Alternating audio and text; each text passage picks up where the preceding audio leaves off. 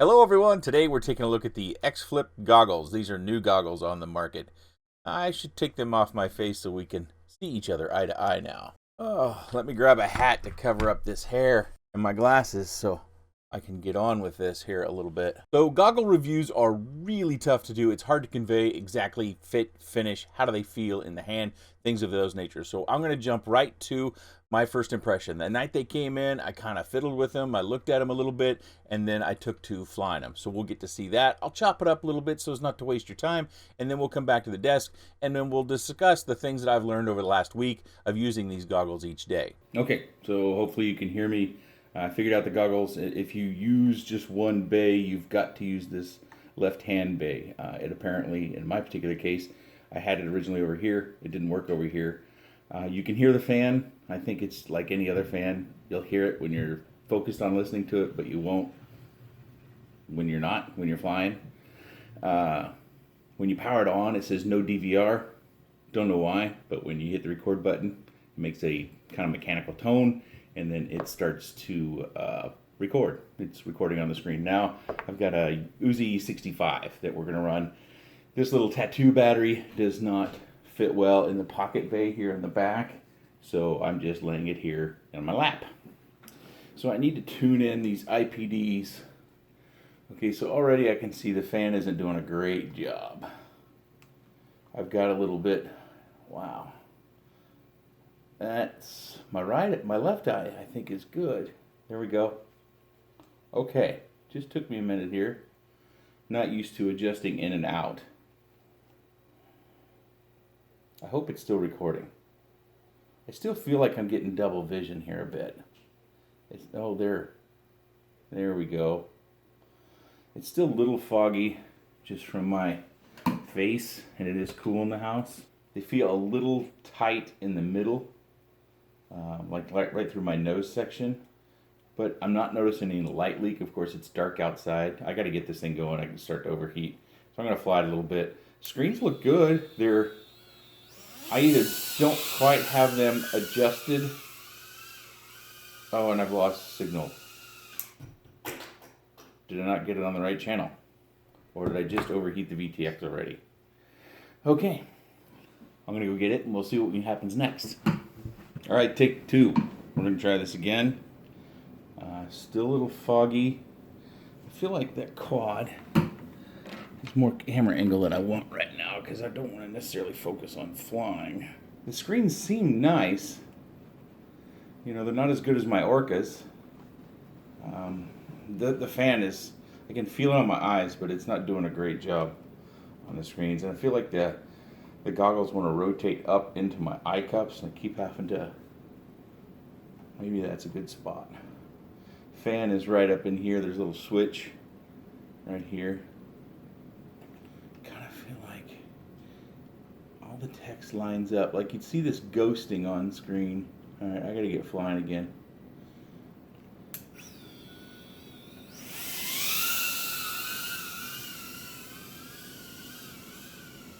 Screens are definitely smaller than what I'm used to for my Orcas.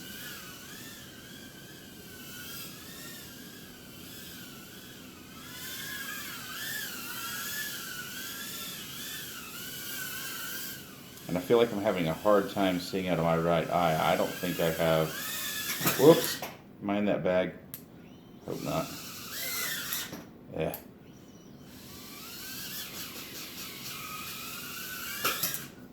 This is comical now. I feel like my right eye I don't see as well. Let's go downstairs. We're not testing reception, of course. Well, this is just terrible. Let me, my right eye. My left eye seems fine. Let me try to adjust it again. Ooh, I might have it now. Still part of the screen cuts off over. No, I got double vision there. It's too much. There we go. So we got a lot of adjustments. So that's something that I'm not used to having. Usually you just slide them in and out, get them lined up, and then you go. Let's see. I still don't feel like I can see all of the screen on the right-hand side.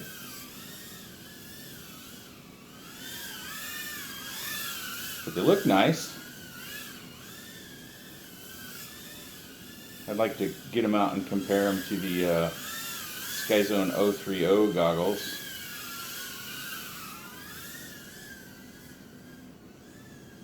You can see my son, he got a new gaming chair. We had some friends that bought that chair apparently and decided they didn't like it. And they asked us if he wanted it. He of course was drooling all over that.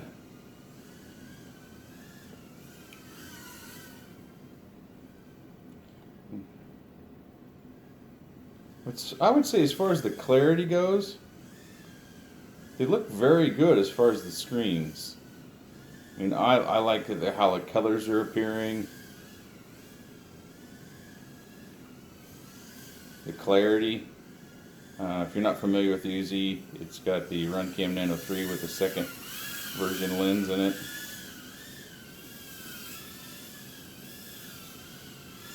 But obviously now that I can see a little bit better, I'm flying a lot better and my battery's already low.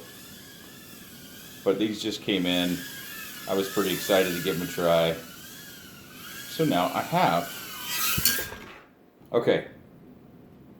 That's all for tonight. I might go for a few more flies, but that's all for tonight. So that was my very first night, kind of an interesting experience. And what I found over the coming week of using these on a daily basis to fly is I learned a few things. Is one, that first night when I was flying them, I did not have the right eye adjusted very well. I did some more tweaking and more changes, and that's something that we would all have to do, I think, with this to find the right spot for each one of us. And I found where I could actually see the whole screen with both eyes, and then also get them both clear. Initially, I struggled with a little bit of a ghosting on the image or a little bit of an extra outline, and then I couldn't quite see the bottom right-hand corner of the screen as well. I think there's two primary things that I want to hit on about the goggles themselves that are deficiencies. One is the bay. None of the current modules that we've been using that are diversity-based modules, like the Rapid Fire, are going to work and fit cleanly in that bay behind the bay doors. It's just not going to happen. Now, can someone come along and redesign a bay door? Excuse me while I put this back together here. There it is. Not even remotely close. So you're going to have to live with that just being exposed like that. And I'm not crazy about that. Could someone come along and redesign a door? Could the company themselves come along and redesign the door? Sure.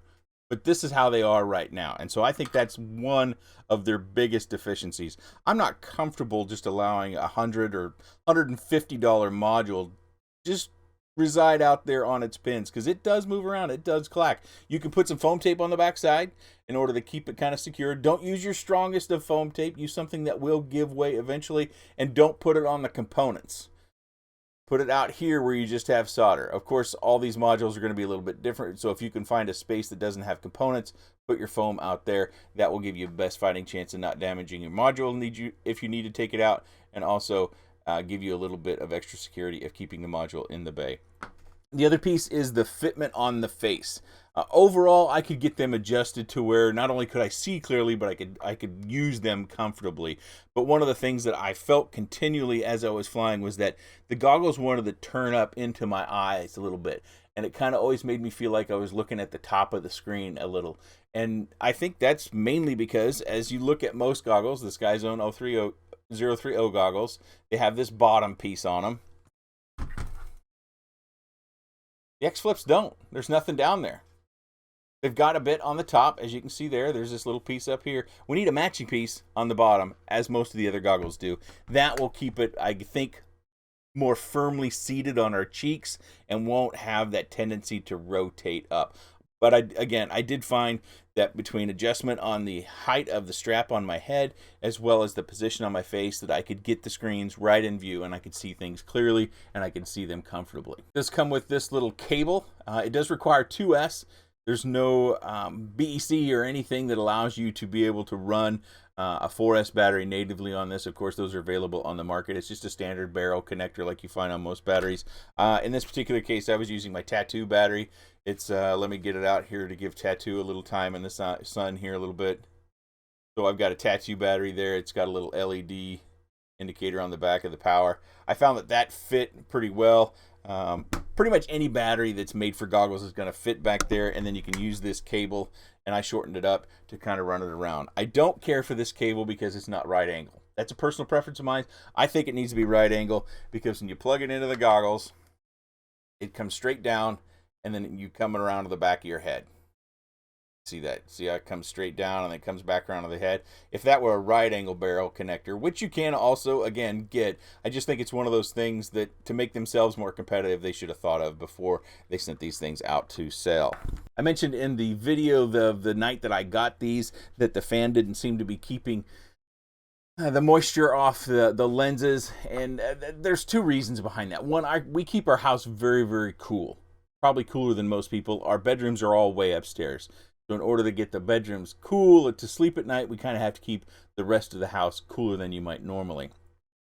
Also, I'd been putting kids to bed, and we kind of fuss around and play games and stuff like that, so I might have had a little bit of a higher heartbeat than normal going on, and then I rushed and got my stuff because I wanted to play, and I put them on my face, and the fan just couldn't quite keep up. Now, normal circumstances of just taking the goggles from inside where it's cool to out back where I fly all the time and putting the goggles on, they did just fine. I didn't have fogging problems with them. Of course, over a longer period of time, you could find extra high humidity days, extra high heat days, and doing that same thing, it may take it a few moments. But I found that the fan was effective. It wasn't especially noisy. And also the fan adjustment right here on the nose, that is a variable speed adjustment, and it does work. You kind of have to put your ear to the fan in order to be able to tell how, that it is adjusting, but I did find that it adjusts. The DVR from the flights, I actually got the old twig out. You might be able to see the twig right about there. Oh, let's grab him. So this is what I spent time flying outside in that DVR that you're watching in the upper corner. And the DVR does record in widescreen format. It's not HD, it's HD resolution, but the pixel density is not HD. So don't be fooled that you're going to get an HD recording. This is still analog that we're dealing with. You will get a much better picture if you plug it into a computer via the HDMI port, which is right down here. Hopefully you can see that. Yeah, right here. You also have switches on the bottoms to control whether this bay is on. If you have a receiver module in it, you've got switches on both sides. If you've got your receiver module in here and it doesn't work, check to make sure the switch is on. Some of the buttons across the top, I think it's on this side, the search, the band, and channel. Those don't do anything when you've got a rapid fire module in there. So while the screens will show that it's scanning, it's not actually doing anything. I don't know if this control mechanism up here works with any of our current day diversity-based receivers out there in the market. I've only got the rapid fire to test, and it didn't work with those. Also, we've got a menu button up here on one of these sides. That gets into a pretty boring menu that just kind of adjusts the color, saturation, the various things about the screens that you can adjust. There is no adjustment that I found with the DVR. Let's turn to the positive. Something they executed very well is the eye adjustments. I was really surprised with these being so smooth. Just smooth, not clicky, not clacky. And then you have the other screw adjustment. So this, of course, adjusts your eye line in and out. And then as you turn this dial, it adjusts it back and forth. And I could see that being very useful for people who might have special prescriptions and you can't seem to find goggles that work for your vision. Of course, users with HDOs, chime in, talk about your experience with the adjustments on HDOs. I've never even had my hands on a set of HDO2s. And those are the only other goggles that I'm aware of that have those individualized adjustments for both screens. And it's executed pretty well. I was pretty happy with that. The button presses, the button beeps, they don't necessarily feel like they're premium by any stretch. It's different, like with my Orca goggles. When you touch a button, it has a particular tone. It might have a light inside of it. It's got a certain kind of feel. The buttons have different shapes, so you can tell what you're touching without looking at them. But these goggles are twice as much, so that's a little bit unfair.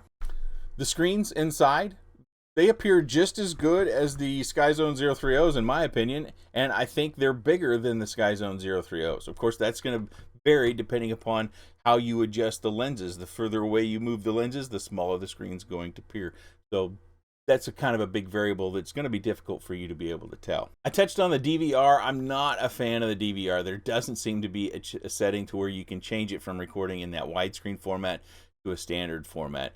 And Stretching all my DVR is not something I'm interested in because of what I do with this channel. If you're like me and you fly a lot of micros and you share your DVR experience, I think that might be a sticking point for you. So I think that's something else they need to do, is they need to give us a switch or just record in 4.3. Also, as you can see in there, there are no options for diopters. So if you're thinking you might be able to compensate for something with use of diopters, that's not the case. They do have a nice battery strap, and it's real thick. A lot of people like a real thick battery strap. I don't think I have a profinity for one or another, but I think universally I hear positive things about wider battery straps. And also note that this extra kind of lever or hitch in here, that actually gives you a little extra play and a little extra comfort as well. So overall, for a company that seemingly came out of nowhere, this is the first product I've heard from XFlip. Who knows who's behind it? Pretty good first set of goggles. We've seen other companies make 2 or 3 sets of goggles that weren't nearly this good. And I think at the price point at $327 as it's currently listed, and there'll be another link down in the video description if you want to go check out the current pricing. I think that makes it somewhat competitive, but you need to remember, it doesn't come with a module. You can't use these outside of attaching them to a computer to fly without a module. So you have to make that investment as well. And so if you buy a $100 module, let's just say, I think the TBS Fusion, which I have heard really good things about, comes in at $100. That puts these at $430, which means these are now cheaper. But the screens in these aren't quite as big, but that's going to vary. We've already talked about that. And I think the fit and finish for these are a little bit better, and I think the comfort is also a little bit better.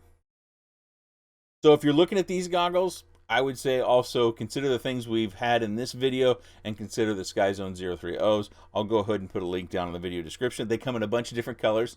They don't come in my favorite shade of blue, so I'm glad I got red. I guess red's pretty cool too. I wish they had a fun blue, but you know, I had these almost 10 months to a year now. It may be longer than that. I'm getting a little bit up there in years. My memory is not so good. If you have any comments, questions, suggestions, or otherwise about the XFlip module goggles, please let me know in the section down below. I appreciate your time, and thanks for watching.